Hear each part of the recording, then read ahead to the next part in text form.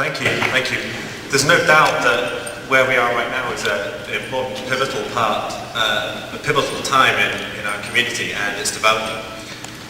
And I was interested yesterday, if you were listening to keynotes, Tim O'Reilly talked about the importance of our history and how he regretted that he'd not done a better job over the last 10 years, kind of capturing how O'Reilly developed, how the conferences had developed.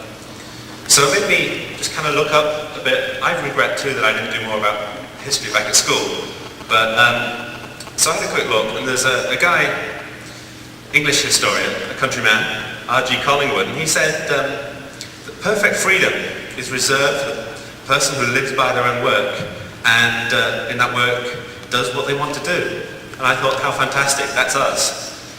Actually, we work in free software, we get paid for it, we love it, and it makes us free. The same guy said the value of history is it teaches us what we have done and who we are. So I'm really glad to welcome on stage a historian, enthusiast and propagandist, Peter Sallers.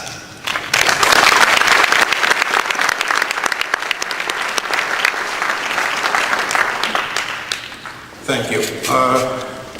Gosh, I guess I'm also elderly because I've lived through even more of this than Tim has, so what can I say? You know, it's a very interesting thing to try and limn just where lines are in history. We celebrate anniversaries, and by and large we think that things divisible by 5 or by 10 are a big deal.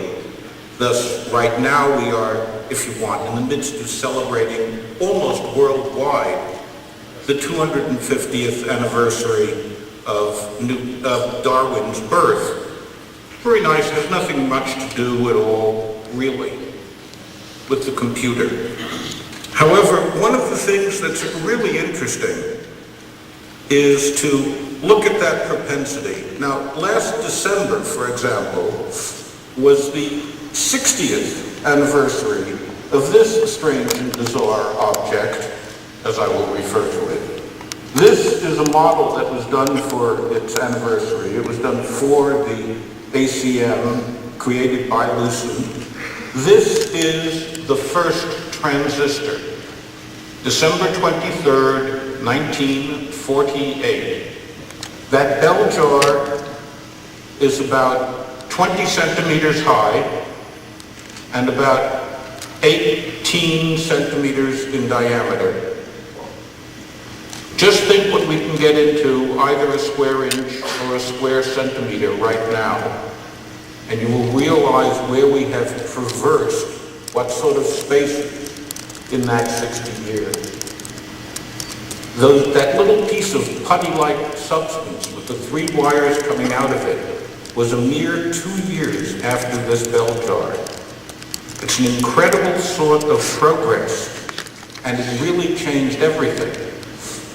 Many of you here in the audience can probably remember such strange and bizarre objects as amplifiers and preamps and radios and televisions that had masses of electronic tubes that ran on 12 AX7s and 6 L3s in their output stage. I see a couple of nodding heads. Where would you even go to get those antiques these days? Let's say I still had a tube amplifier. Could I even get replacements? I doubt it. Or it would cost a fortune. You know, in that same year, in 1948, IBM installed the first SSEC, Selective Sequence Electronic Calculator. It's the first real electronic computer in one sense of the word. 60 years ago, it had 13,000 tubes, and it had, just a moment, 23,000 mechanical relays. Try putting that one in your pocket or your laptop case. I can recall standing, looking around corner of 57th Street and Madison Avenue because IBM put it in the window of its headquarters building, which was there at the time, in a big glass pane. And I just stood there staring at those flashing lights and all those tubes until one of my parents grabbed me and pulled me away. I was 10 years old. I thought it was magic, absolute magic. Then it became science fiction. A decade later, to those of you who think of venture capital, a decade later, in 1958, Ken Olsen got the VC to start what became DEC. $40,000 to start the corporation. Boy, I don't think I could rent a garage space for $40,000 anymore. It's an amazing thing to look about it. You know, we're at a 50th anniversary where that's concerned, 1958. What do we do about those things? 63 saw the incipient future. Project Mac was formed at MIT. That's 45 years ago. And with it came such strange things as actually sharing a computer. Think of that, boy. Sharing space. Time sharing.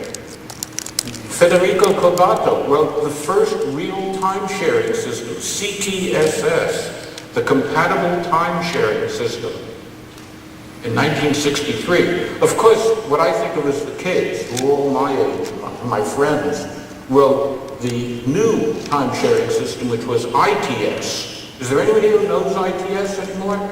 Wow, one person, that's pretty good. Two, that was the incompatible time-sharing system.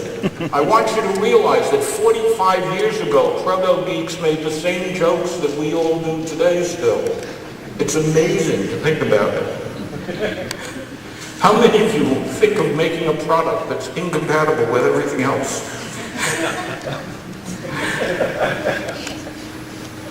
Yeah.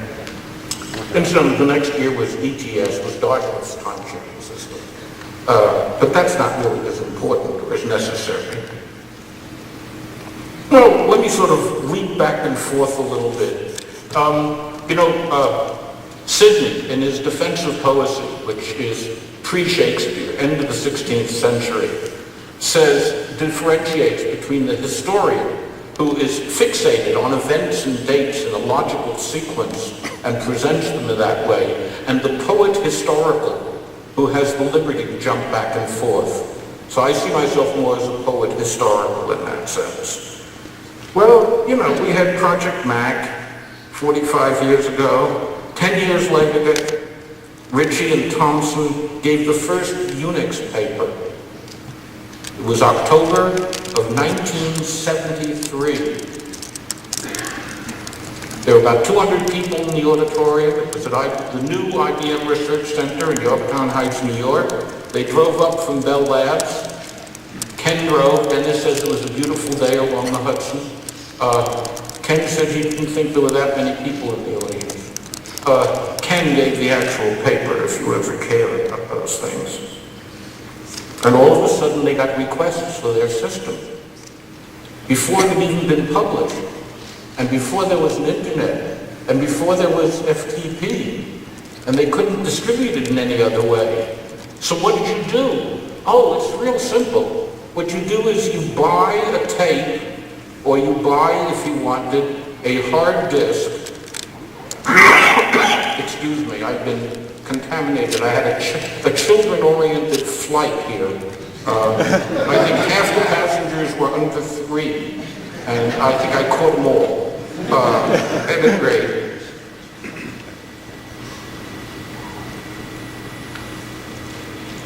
Pardon me. People started calling and writing. Ken, primarily. And so what did Ken do? He took the stuff, put the bits on a tape, put the bits on a disk, UPS'd it back to whoever wanted it. The funniest story that I have is of Lou Katz's. Lou was at that time, well, he became the first president of Usenix 2 years later. But at that time, he was working at Columbia University. and they didn't have deck tape. And here was this thing that arrived on deck tape. So he called up Ken, and Ken said something to the equivalent of, oh shit, well why don't you drive down and we'll cut you something else. So he and Radar Bornholm got into Lou's Oyster Porsche, and they drove down to the labs. Ken cut them something that was compatible and they could use on their PDPs, and they drove back, and they had Unix. That's the way you do it. The guy who invents it actually gives it to you. The way originally, in the mid-90s, all of us, so to speak, picked up Linux by FTP from some ghastly site or other. One or two people even from Helsinki. Oh well. Then in September, 83, Richard Stallman, you've heard of Richard Stallman, announced the GNU project a quarter of a century ago. But let me jump back a little, because, in 1969, next year is going to be a great one for anniversaries. I mean, for example, we had the men set foot on the moon for the first time, and rarely since. Then in September, these two guys in New Jersey invented a thing called Unix. And also in September, this computer got set up in Len Kleinrock's lab at UCLA, which then got connected to one at the Stanford Research Institute, and then to one at UC Santa Barbara, and then to one at the University of Utah, and voila! On December 6th, day before Pearl Harbor Day, I guess, 1969, we had the ARPANET, 4 nodes, 4.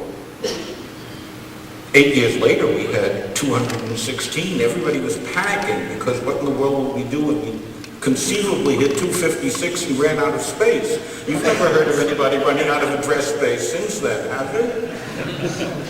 Let me tell you, if you really keep track of the history, all the stories are old stories. The magnitude may change, but the stories are the same. It's a very, very fascinating sort of thing. But anyway, at the very end of December 1969, in December, a kid named Linus Torvalds was born in Helsinki.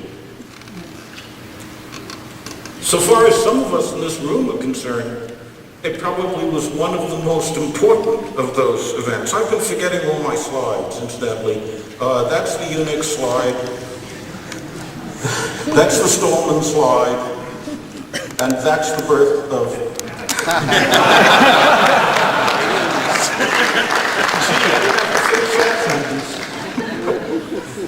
Always make your audience laugh. That's my advice.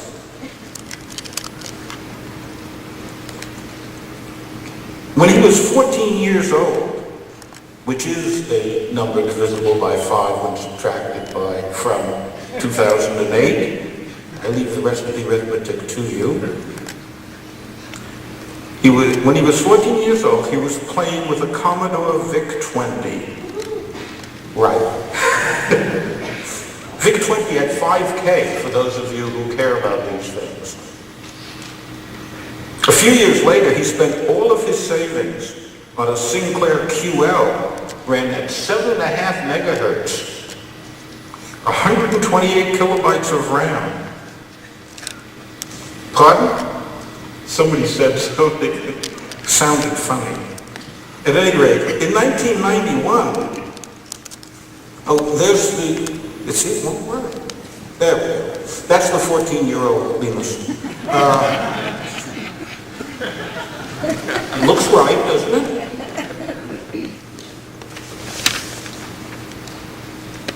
In 1991, he announced the availability of a part of his operating system by FTP, and soon afterwards it became popular. At that point, Linus says that he thinks one person picked it up from the FTP site. I'm out of time, so I'm going to be very, very hurried now. This was the first meeting that I ran. This was in Cambridge. This was Richard's first free software meeting in 1996, and you can see how much it is. The international nature of it was even noted by the New York Times. It referred to our Linus as a sophisticated traveler. But luckily, I got a photographer in here on Monday, and so I can show you the crowds that we have now actually participating in the project. Redistributable software, whether you like free or open, I don't care, is absolutely incredible. Today, they've got well over 300 Linux distributions. We've got thousands of applications and other things. And the community is absolutely worldwide. Next year, 2009, everything's going to be 40. And I have an extremely cloudy crystal ball. But I do have a book coming out next month, and you can never guess what it's about from the title. Thank you.